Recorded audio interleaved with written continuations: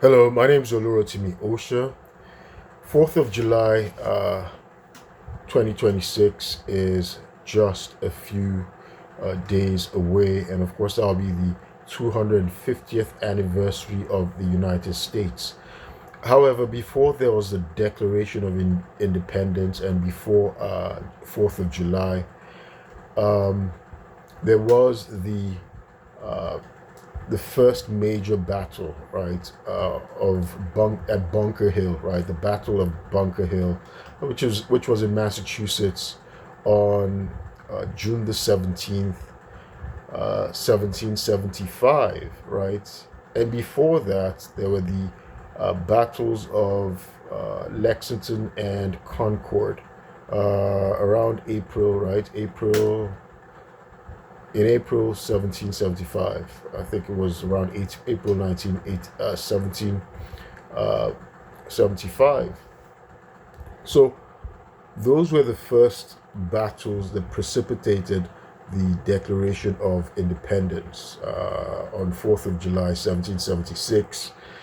But what were the events that instigated all of this? So I'm going to take us back to the 7 Years' War, right? The 7 Year War was very significant because, the colonies, the 13 colonies, were created by the British government. Our founding fathers were Englishmen, they were British men, some were Scots, they were British men, and under the British Crown they had self-governance, but the home country, the mother country, they were all loyal to the British king, right?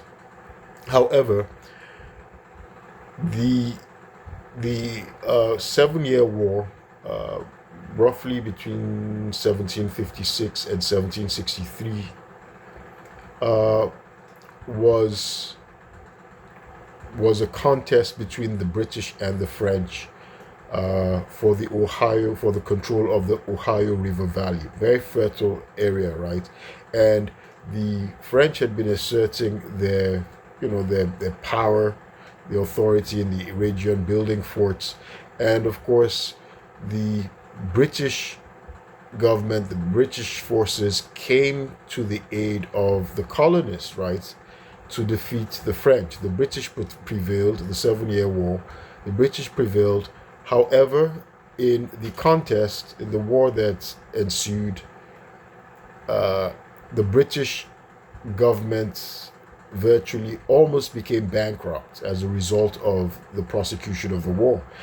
Now, the British government, the parliament, they the way they saw things, was that they had prosecuted the war on behalf of the colonists, right? And so they decided that since they were almost bankrupt as a result of it, and they'd secured, these rich, fertile lands for the colonists, they decided to recoup, their funds, their treasuries, right? They by to replenish their treasuries by imposing taxes, right, on the colonists, and so thus the infamous Stamp Act. So they imposed the infamous Stamp Act, and of course, the colonists retaliated, with no taxation without representation, and so the Sons of Liberty, they were formed around 1763, mainly famously led by Samuel Adams, right? Samuel Adams was a cousin of our second president, John Adams. And so Samuel Adams, he would later become a governor of Massachusetts, but Samuel Adams was a great propagandist, organizer, and so he led the Sons of Liberty. And so the main side of a lot of the actions, so if you notice, was occurring in Massachusetts. So they were the rabble rousers. And so the Sons of Liberty would uh, famously or infamously organize the Boston Tea Party, in which they they dressed, 30 to 130 men dressed like Native Americans, and they dumped 92,000 pounds of British tea into the Boston Harbor. Of course, the British Parliament, this angered the British Parliament, and so they retaliated for the dumping of the tea with the coercive acts or the uh, the intolerable acts.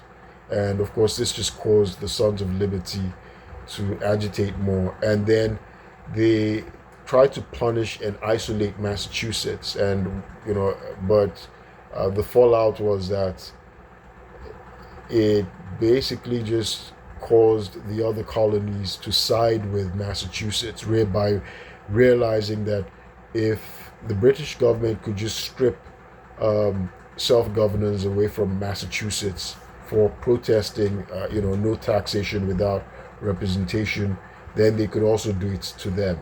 And so these were the series of events that led to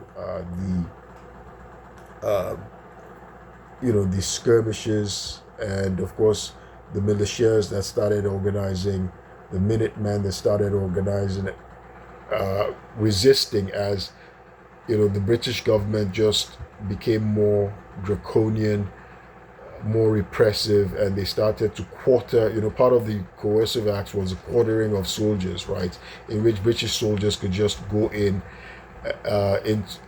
stay. They could stay in the houses of the colonists, right, and then they removed justice, from Massachusetts. They stripped them of the ability to form their own government, and they came up with a series of laws that now meant that people could not be tried in the colonies, right? But they had to offenders would be taken to England to be tried.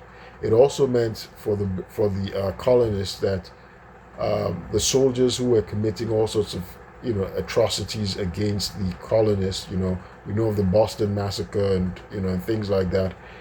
That meant that the soldiers would not be punished, right? They could not be brought to trial in the courts in Massachusetts, but they could escape justice if they were taken to England, right, to be tried for prosecution. So, of course, these instigated the creation of the First Continental Congress in 1774 with the objective of organizing boycotts and protests, and of course and also trying to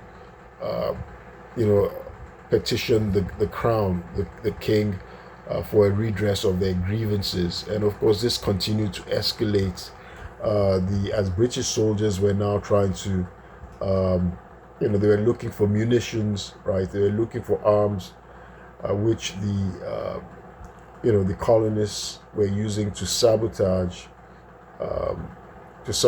British merchants and the British soldiers. And so this eventually led to the skirmishes in Lexington and Concord in April of 1775. And as I said, later on, the Bunker Hill, the first major battle at Bunker Hill on June 1775. And of course, so these are the events, right, that occurred, that eventually instigated the Declaration of Independence, which was authored by Thomas Jefferson on July 4, 1776. The United States, the 13 colonies would declare their independence from the British Crown. My name is Olurotimi Osha. I hope this was helpful, and I'll keep you posted. Thank you.